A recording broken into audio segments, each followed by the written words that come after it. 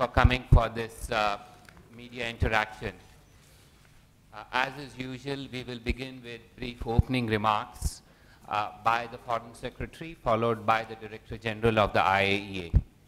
Following that, they have agreed to respond to a few questions. I will then begin by asking Foreign Secretary to make his opening remarks.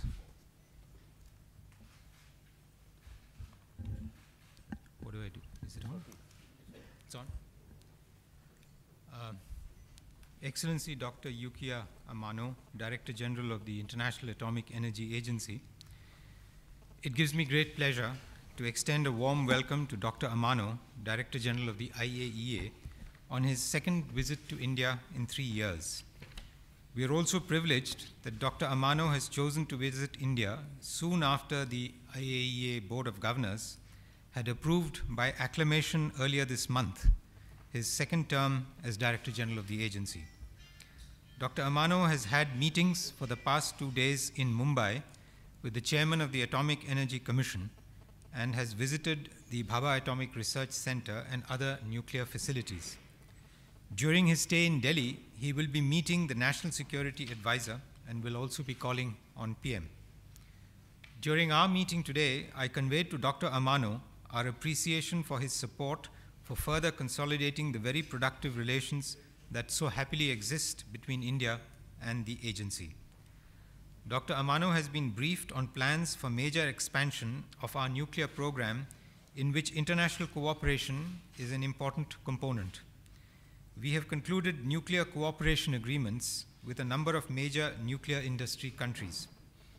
India views nuclear energy as an essential element of its national energy basket and is committed to taking forward its 3-stage nuclear program based on a closed fuel cycle. There are also enormous benefits from other peaceful applications of nuclear energy in the fields of health, industry, and agriculture. As we mark the second anniversary of the Fukushima accident, we express our solidarity with the Japanese people in the face of the grave tragedy resulting from the great East Japan earthquake and tsunami. Dr. Amano has led the agency's admirable efforts to address nuclear safety issues after Fukushima, thus reinforcing its central role in international efforts to strengthen nuclear safety standards worldwide. Our Prime Minister has underscored that safety of our nuclear plants is a matter of the highest priority. The government has undertaken a number of measures in this regard, which were discussed in our meetings with Dr. Amano. In fact, Dr. Amano has had occasion to see some of these features for himself. Our nuclear safety track record has been impeccable. India is committed to continuous improvement and innovation in nuclear safety standards and practices to maintain public confidence in nuclear power as a clean and safe energy source. We have cooperated closely on nuclear security issues, including through the Nuclear Security Summits, our Global Center for Nuclear Energy Partnerships, the GCNEP, and the agency's participation in the NSS Sherpa meeting in January last year and the 1540 workshop held in November last year, both in Delhi. The External Affairs Minister will be representing India at the ministerial meeting on nuclear security, which is being hosted by the Director General in Vienna in July this year. India has long-standing constructive relations without problems with the IAEA on safeguards implementation. After the conclusion of the India-specific safeguards agreement in 2008, 12 nuclear power plants and 7 other facilities have been offered for safeguards under the India-specific safeguards agreement. We are at an advanced stage of consultations with the agency relating to our additional protocol, and India will ratify once these discussions are concluded. The IAEA and its statute are a vital component of the international framework for peaceful uses of nuclear energy. The IAEA is an indispensable international institution and should have the necessary resources to fulfill its mandate in accordance with its statute. We underline the continuing importance of an effective IAEA safeguard system with relevant safeguard agreements and the additional protocol as the verification norm, and the full implementation by member states of their respective safeguards agreements with the agency. We will remain engaged on various proposals for securing sensitive materials and technologies. As a major nuclear industry country with the capability to produce all items for a complete nuclear fuel cycle, India is committed to maintaining the highest export control standards. I am happy to announce that the National SCOMET, which stands for the Special Chemicals, Organisms, Materials, Equipment and Technology, this list has been updated by the DGFT to be on par with the current NSG and MTCR lists. This has been agreed just a day or two ago, and the notification will be out soon. In some respects, our controls are even more stringent than those practiced by the NSG and the MTCR. As a like-minded country, India has demonstrated responsible non-proliferation and export control practices and has shown the ability and willingness to contribute substantially to global non-proliferation objectives, and is engaged with the multilateral regimes with a view to joining these groups as a full member.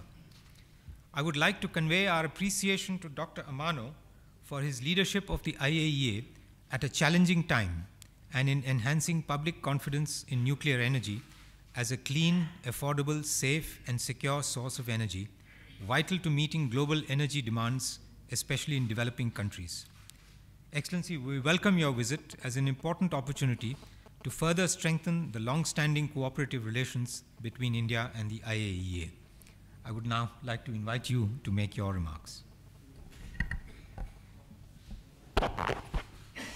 Good afternoon, ladies and gentlemen. Now I'm visiting India, and yesterday I moved from Mumbai to New Delhi. I already had an occasion to visit the Bhabha Atomic Research Center and Tarapur nuclear power plant site. The reason why I am visiting India is simple. India is an extremely important partner for the IAEA. It has an extensive nuclear program, very much advanced in the nuclear application for peaceful purpose, helping other countries, and have good record of non-proliferation and safety. So this time I wanted to meet with the policymakers and also visit the site and discuss with the engineers, researchers, and scientists to better understand India's activities. This is a two-way dialogue. I want to learn more from India, and my visit would be an occasion to share my views about the activities of the IAEA. I visited India in January 2011, 2 months before the Fukushima accident. Things have changed a lot, and I had to work a lot to address this Fukushima accident. But there are things that have not changed.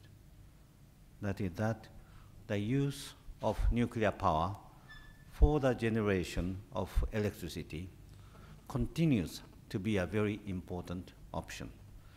There is a misunderstanding that Fukushima accident should mean the end of nuclear power or should mean the decline of the use of nuclear power. That is not factual. According to the latest IAEA estimates, by 2030, there would be minimum 23% increase of electricity production by using nuclear power plant.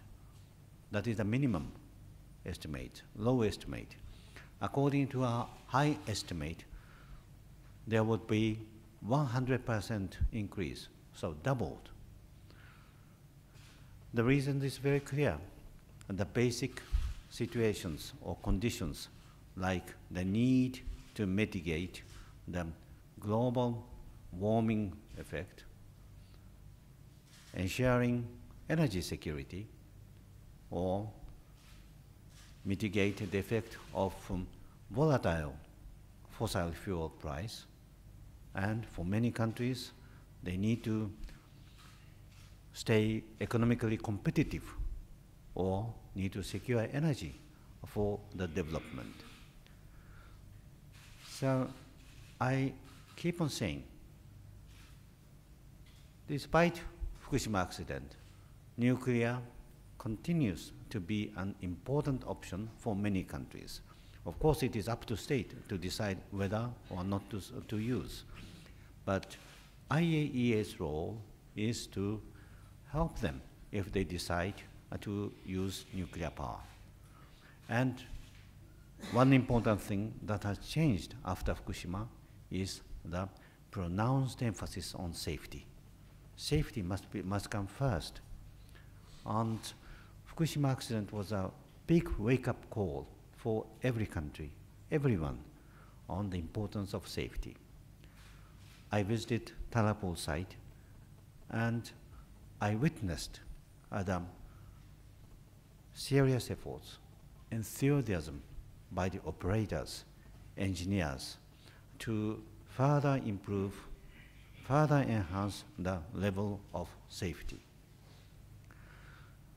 Mobile generators were added after Fukushima. The outside hookup to cool down the power plants in case of blackout was added. These are some of the examples, but I saw these improvements or enhancement of safety at the site of Tallapole. This is very important information for us. Also, I had first-hand information on the activities of your country in the fight against cancer, or use of nuclear techniques for the increase of agriculture product, or water management, water desalination. Nuclear technique is very useful to promote the global development agenda. And your country is using this technology for the development of your country, but also helping other countries.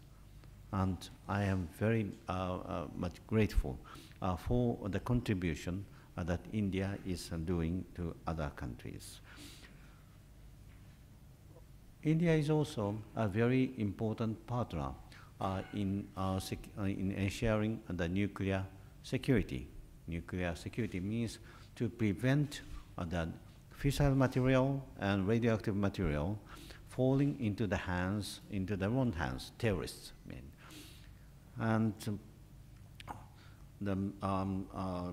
under the initiative of your Prime Minister, you have established GCNP, and I'm very glad that India will be represented at the IAEA Nuclear Security Ministerial Level Conference that we will hold in July this year in Vienna. Your country's participation at high level will add political weight to this conference and to this important issue. The implementation of India-specific safeguard agreement is being implemented very smoothly. And we have had meetings between your experts and our experts to bring into force of additional protocol and other issues. I am very confident that the implementation of this agreement, India-specific safeguard agreement, will be very smooth. There are other issues, but I think that it's better to stop here and rather take your questions. The first question is from Dr. Awad from Al Arabiya. My question is to Dr. Amano. Dr. Amano, you are known in the international community as an honest broker in the DG. But the question, whenever it comes to Iran, there is always doubt whenever there is a meeting happening between the P5+1, or it is whether the last week meeting, which was with the 35 member. Can you please throw some light, really? What is the positive or constructive outcome of all these talks? Thank you. Iran nuclear issue is a very complicated one, but the essential element is very simple. All the countries, including Iran, have to fully implement the comprehensive safeguard agreement if they are non-nuclear weapon state, and other relevant obligations if there are any. In case of Iran, Iran has comprehensive agreement with the IAEA, and Iran is subject to UN Security Council resolutions, which is legally binding. This is the standard. And in light of this standard, I can say that declared activities and material of Iran are staying in peaceful purposes. But as Iran is not implementing UN Security Council resolutions and are part of the safeguard agreement, we cannot give assurance that everything is peaceful purpose. Then what should be done? Then I firmly believe that the solution should be through diplomatic means and dialogue. The IAEA and Iran have been intensifying dialogue since November 2011 and tried to clarify the issues through dialogue and through the agreement. Unfortunately, to make the long story short, as of today, we have not yet reached agreement, and as a consequence, no concrete result has been achieved. This is not a good situation. So, before the March Board of Governors meeting of the IAEA, we gave thought, and I stated in the Board of Governors meeting in Vienna that we have to work on this issue with a sense of urgency. And the agreement must be in accordance with the effective verification practice. And I repeated that agency, IAEA, is committed to solve this issue through dialogue. I will continue the dialogue with Iran and hope that we can report positive results to our next meeting in June. Mr. Surya Gangadharan, CNN IBN. Dr. Amano, are you seeking any changes in India's nuclear liability law? I think this is the matter that India is addressing now. India has signed the CSC agreement, international convention, and India has the domestic law to implement it.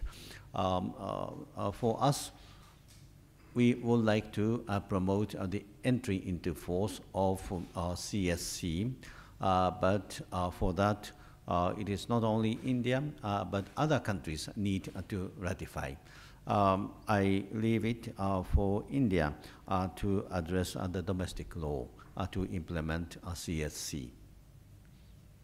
Shubhajit Roy, Indian Express. Sir, Mr. Amano, after the North Korea test, recent test, there were initial assessments that the technology has been the links with Pakistan.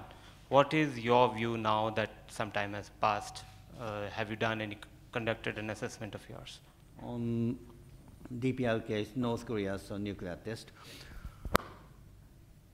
it is deeply regrettable that North Korea conducted its third nuclear weapon test. This is clearly against the UN Security Council resolution, and it gives negative impact to the Northeast Asia region and beyond.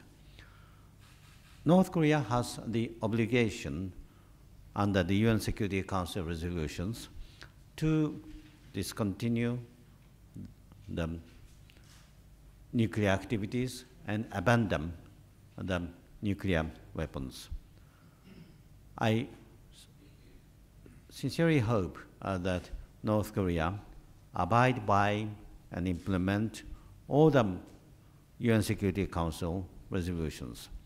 On the part of the IAEA, we are prepared to play the role as the only multilateral verification organizations in the denuclearization of Korean Peninsula.